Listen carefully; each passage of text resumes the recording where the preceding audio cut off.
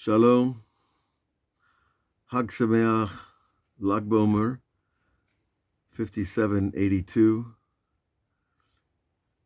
Meditations on Fire. We're going to look at the secret of fire.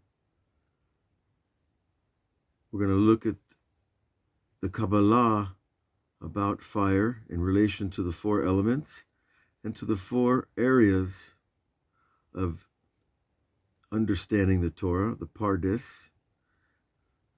We're going to connect all of this with Einsteinian relativity, and hopefully we're going to do a meditation at the end of this class, a meditation on a flame.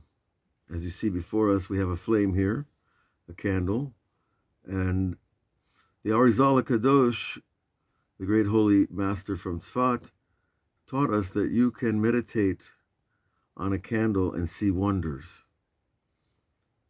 Now, what those wonders are will depend on each individual. We're not talking about the simple clarity that we have before us in this candle, where we have a blue flame, a purple flame, a black halo, and then an orange one, a yellow one, and then a white one surrounding it all. But all those colors are there in the flame. We could see them. Those colors, of course, represent the spectrum of light, and each is a different velocity of light, because that's what color is, different speeds of light. And all those colors are represented in the velocity of the speed of light in the tree of life, because the tree of life also has 7 main colors. And so we should immediately make the leap of understanding that we are, each individual human being is a microcosmic tree of life with these colors, these layers, these velocities of soul. Now, we have the 4 areas of Torah interpretation: Pardes, the Pshat, Remez, Drush, and Sod, which of course translates as the simple, the hints, the extractions of understanding, the Drush, and the Sod, which is the Kabbalah, which is the secret of the fire of Lag BaOmer. Because Lag BaOmer is the day of the Hilulah, the day that Rabbi Shimon Bar Yochai was taken from this world. And there are many stories about his life, including his birth and his death. And we could spend hours, maybe we should spend hours telling the stories of Rabbi Shimon, of his life and his work. But for our purposes today, we want to focus on the flame, why the fire, the bonfire, is so important. One of the reasons, I should say, that a bonfire is lit on Lag BaOmer, because the fire represents the secrets of the Torah, the Kabbalah. And we have 4 main elements in the physical realm: earth, water, air, and fire. And each is more refined than the one that before it. The earth is the basic physical world as we understand it, and that is according to the Pshat, or the simple interpretation of Torah. Air is a remez. Air is the idea of that which gives life to human beings, and of course all other creatures need oxygen as well. And it's a remez, it's a whisper, it's a word, a comment, an understanding, a hint, an allusion. And air is the conduit of speech, which is how we receive those allusions. So the remez is connected to the idea of air. Then we have the idea of the drasha, which is where you go into something and you pull out a new meaning. And that's the idea of water. Torah is always compared to water. And the drasha of Torah is where you go into a Torah and you reach in and you pull out something you didn't expect. A fish. Or a deep new idea or understanding about yourself and the world around you. So that's a drasha. And of course, the Torah has all these things woven into its perfect fabric. The last is the fire, which is the sod, the fourth element, which is a gas which cannot exist without consuming something else. The nature of the secrets of the Torah is that they consume you with love, with awe of the Creator. And it is that light that we're celebrating, that light of the soul of Rabbi Shimon. The rabbis teach us that Rabbi Shimon reached the level of Adam before the sin, before he had a physical body, before he was bound by the parameters of the material world. He had reached this level where he could purify a city and he could bring back the dead. And we have stories like these throughout the writings of the Zohar. And even if it stretches your imagination a little farther than it wants to go, that's okay. Suspend your disbelief. Because when we end our story, when we end our time here on this planet, we realize how little we've really experienced. But men such as Rabbi Shimon, who have transformed their material wood, the fuel, the materialism that burns, it provides light, when that is transformed by fire, then it gives light to the world. And that's exactly what Rabbi Shimon Bar Yochai did, that he came and he turned himself into a fire of Torah, a fire of the secrets of the Torah. And that he said to the rabbis in Yavne. He was a young man when he said it. And he lived to be an old man. And he told the rabbis who decided that the Jewish people would forget the Torah in the future. And Rabbi Shimon stood up and said, Lo, besifra da yifkaun min galuta barachamim. In my book, in this book, the Zohar, the Jewish people will be redeemed in mercy. Because what is redemption? It's the freeing of something that's bound. And the ultimate binding of the human race is our own bodies and our own mindsets. And so the redemption is taking something that looks bound and shackled and limited by our senses and freeing it from that in this world. And no longer is our body a burden. No longer is our body something we always have to worry about getting ill. But our body becomes a simple vehicle for the transmission of the higher lights and understandings of this world in the words of Torah and in our stories and in our sharing and in our true speech, our song, our prayer, our poetry. All of that is what happens when you take the fuel of the lower self and you use it. It comes in contact with the secrets of the Torah. It's like the fire. It burns everything. Okay, so with all that said, let's ask some other basic questions. We see here clearly that fire needs fuel, and the fuel of fire is the physical world.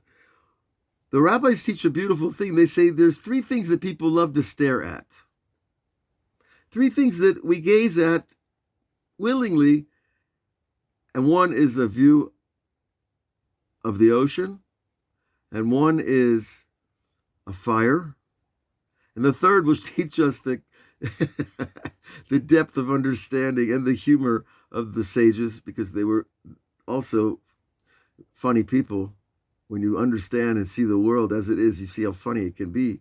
He said the third thing that people love to gaze at is other people working. You ever notice, right? And so, but we love to gaze at campfires, bonfires. We could just stare all night. I watched people last night on Lag Bomer staring at the fire. And what were they staring at? A fire.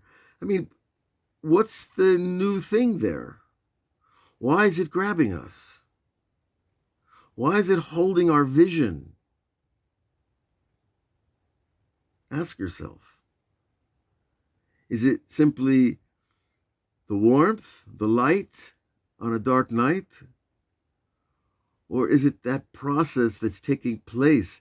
Something physical is becoming spiritual. And that's really the story of the Torah and the story of humanity and every person who partakes of the process. Now, we can fight it all our lives. We can become more and more and more physical. But there's a price for that, unfortunately, as it may be. So this chief element of fire is its heat. The heat interacts with a piece of wood, and it turns into light. This creating of light is similar, very similar to the relativity equation of Einstein. E, energy, light, equals M, matter, material, physical, fuel, sped up. When you speed something up, what happens to it? It gets hot and hotter and hotter until it turns into a flame. Like a meteor or an asteroid that enters the atmosphere of the Earth. Because it's moving around 50,000 kilometers, I think is about, faster than most cars that we hope to create, faster than any airplane, any jet, any rocket, 50 to 70,000 kilometers an hour, that rock from space turns into fire. And it usually disintegrates long before, thank God, it hits the earth. But the process, what we're talking about is this transformation of the lower world into the light of God, the lower soul, the lower self, the physical self, the material self, the selfish self, if you will, being turned into light. That's what we're here for. And Lag BaOmer teaches us how, through our contact with the soul of Rabbi Shimon Bar Yochai. Now, so we speed up the matter and it becomes light. Reb Nachman says when you speed up your thought, you heat your body.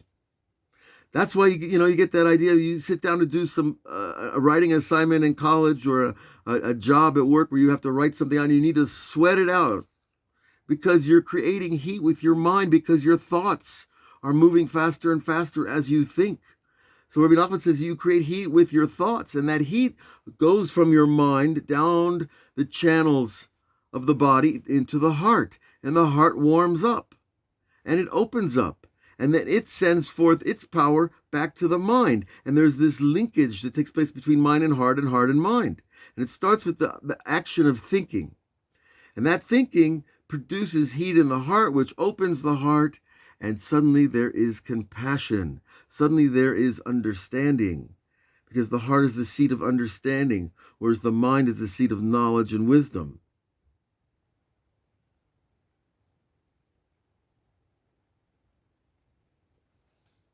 So when that fire of thought touches the place of feeling, a great unification takes place between the immanent and the eternal, that which is close and that which is far. Our thoughts are far away sometimes and take us far away. Our feelings are very close to us. When we unite the two, something special happens. And the specialness, I think, in the most grounded terms, is compassion. Having compassion for others and ourselves. Compassion for the world. Compassion for all God's creation. Compassion means with passion. So passion, of course, we relate to fire and heat. So what we're doing when we show compassion to another human being or to an animal, or even compassion to God, because God has created this crazy race that's bent on destroying itself if we don't stop soon, the things that we're doing that promote that. All we have to do is focus our passion onto something, and we translate that heat, that fire of the inner self, the higher being, onto and into the world and onto the lives of others. And people feel it. Believe me, people feel it. Now, it's interesting, the word in Hebrew, a little side tidbit, if you will, of passion in Hebrew is heshek. Heshek is the word in Hebrew, chet, shin, kuf. Now, as everybody knows, the letters of the Aleph Bet represent symbols of things in human life. The Aleph Bet is not just a writing or a speaking system. It is a system of pictographic information about the life of human beings. This is something I've been teaching for about 30 weeks on Web Yeshiva. We'll be doing that tonight at 9 o'clock live. So hopefully you'll get a chance to see that, 9 o'clock Israel live. And we go through each letter and we do at depth, and we meditate as well, which I hope we'll have a chance to meditate today. Heshek is the three letters. Het is always chiyut, life force. Shin is fire. The shin corresponds to the channel from the right to the left brain. The brain is an electro-neurological organ. So Heshek, life force, turning into fire. And then the last letter, Kuf, guess what the Kuf is? The Kuf is, if you look at it from the side, the letter, it's an image like your skull and down your neck and then your spine. If you look at a letter Kuf and look at it as if it's a person, it's a profile of their brain and then their spine. And the two forms create the letter Kuf. So it's bringing the life force, which is soul, to fire, which is the electro-neurological system in the body, from the brain down into the entire body. Now look, that's all in one word, and that spells Heshek. So you see this language of Hebrew, there's no way any group of human beings, no college of any wise men could create such a language so perfect and so reflective of every aspect of life. Now, with all of that said, let's do a meditation on the fire. And this candle I have lit for this purpose, of course. And if you have handy a candle, it's a good idea. We can pause a moment, if you will, and get a candle, and we'll be right back. So I hope you've had a chance to get a candle, but if you don't, you can look at this one on your screen as well. If we look close, as I mentioned at the beginning of our little talk, we can see the colors. But let's get comfortable, because part of meditation is the idea of being so at peace with the body that the soul is allowed to emerge from the confines of the body. Every time we meditate, we're attempting to pull the soul further out of the body without going all the way, because if we go all the way, we might find it hard to get back. But when we understand this relationship, the rabbis teach us Nishmat Adam Ner Hashem, that the soul of man is the candle of God, that this candle here that you see in front of you is really your soul. And I just noticed, on my screen, it's this candle inverted reflection. So maybe that helps us remind us what we're doing here is we're trying to reach such a state of physical peace and that we can actually experience something very spiritual. So first we close our eyes. We sit straight up because our spine is our antenna to the upper world. And we relax our hands in our lap. There is no flexing of muscles, no stretching of the various limbs of the body, because that diverts our attention from the focus of our mind. Our body needs to simply go to sleep. And yet, as King Solomon said,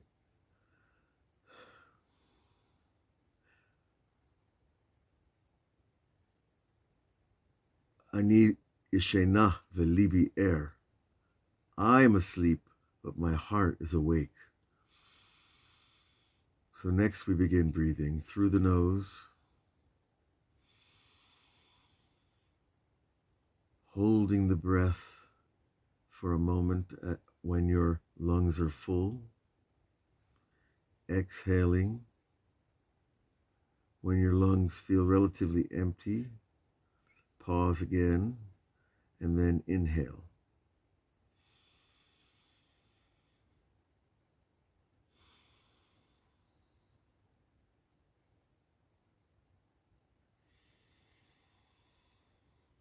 After you complete this circuit a few times, notice how the pause is not simply stopping breathing. It is the pause of contemplation, the pause of being filled with life, and the pause of being emptied of life.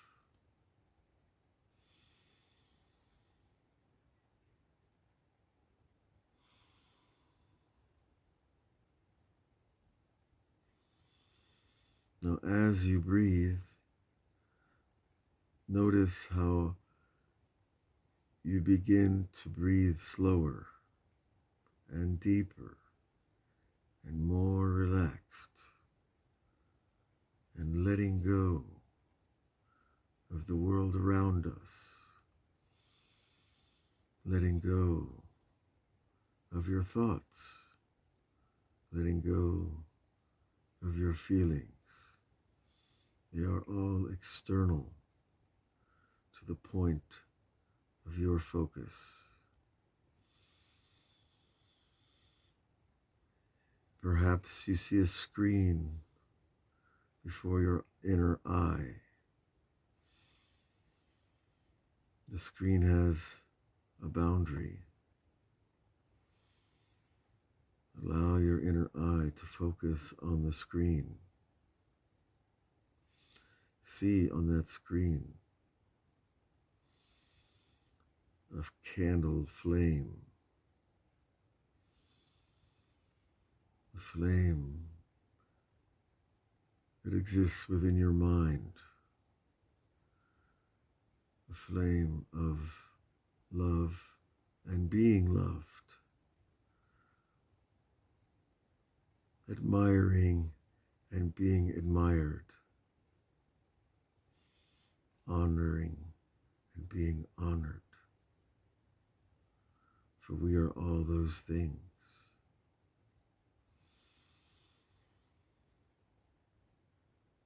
Continue breathing.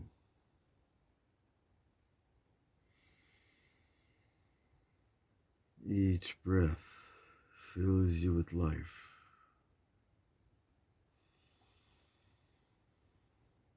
Each exhalation empties the opposite of life.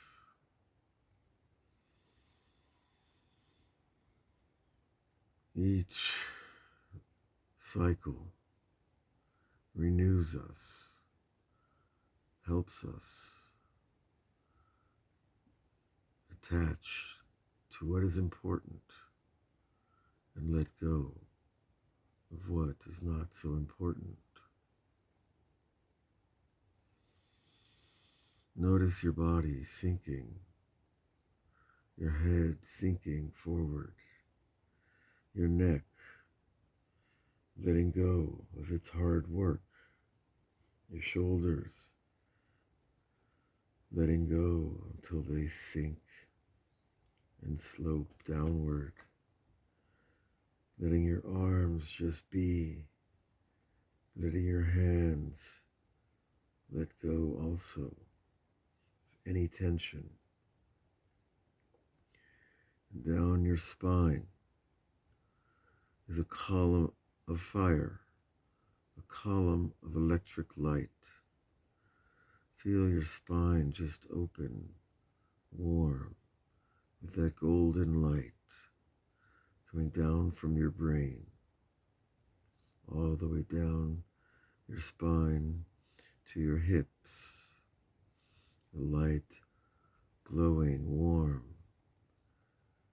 down through your hips, through your legs, all the way down from your knees to your ankles, to your feet.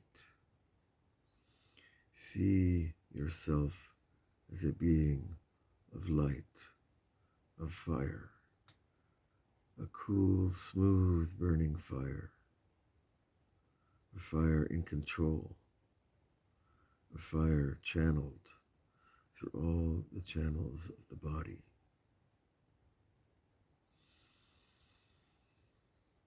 Continue breathing.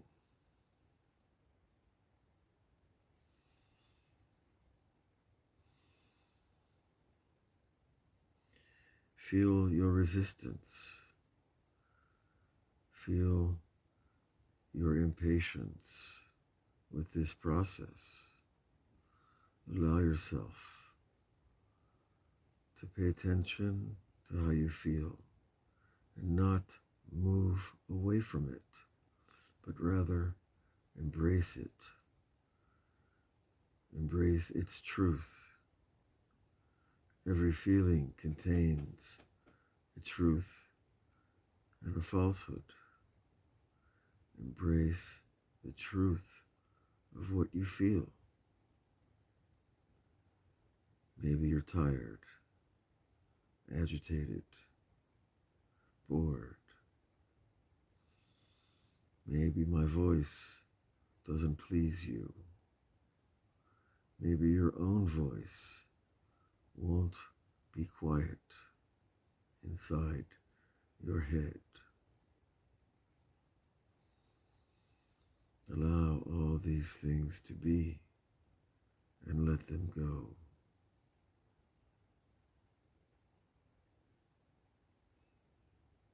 Before you is a palace on your inner screen with great doors and fires around the door. And you come to that door, you knock on that door, and you say, "Let me in. I am a prince. I am a princess of the king. I am the king's daughter, the king's son. I have come home to my palace, to my place, to my people, to my creator. Let me in." And you can say this many, many times before the doors will open. But they will open. And you will enter a palace in wealth, in joy, in love, in appreciation. That even once the doors of the inner consciousness open, we must go further and further and further from the entryway, the corridor, the great public rooms, deeper and deeper into the palace until we come to a great chamber where we have to knock gently and speak softly, for this is the chamber of the throne room of the king. Nobody charges into that room.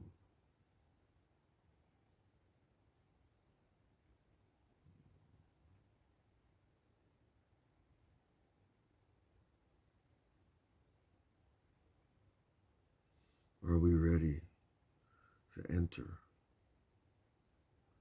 to take our place upon the throne, the chair set aside for us, the seat of our upper soul?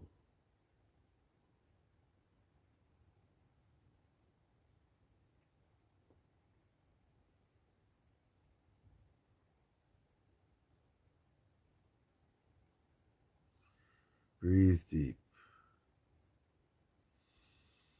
Inhale. You are within your own place in the palace. Before you is the throne of the great king, your father, your creator, who is all fire, consuming fire, transformative fire. He reaches out to you and blesses you with your divine spark, your divine awareness, your peace of God within.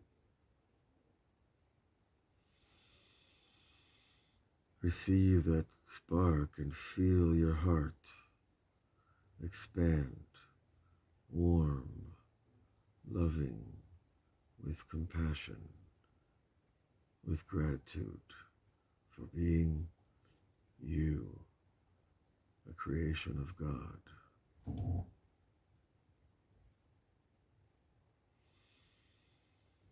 And now is the time you may ask the Creator what it is you want to know, or what it is you feel you need to receive to fulfill your mission. But here in front of the King, do not be asking for something mundane, something material. For those things leave us, and the gifts we seek last forever.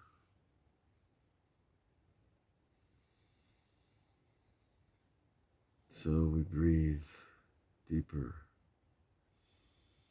and we receive what we receive with peace and gratitude.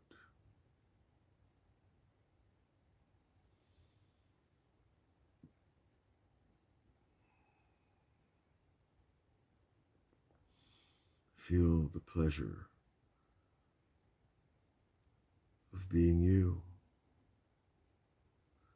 And if your heart feels closed still, surround that pain with your inner eye. Go to that pain. Embrace that pain.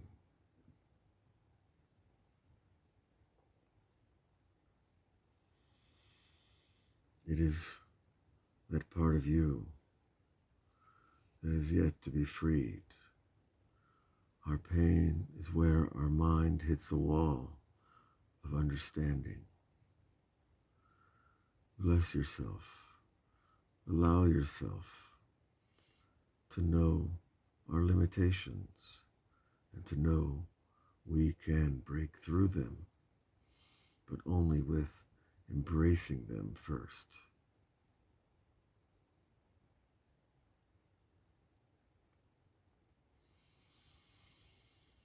Continue to breathe, knowing we are blessed. This moment forward, we are blessed, and we will bless others on this holy day, Lag BaOmer, 5,782 years since divinely speaking man emerged on the planet.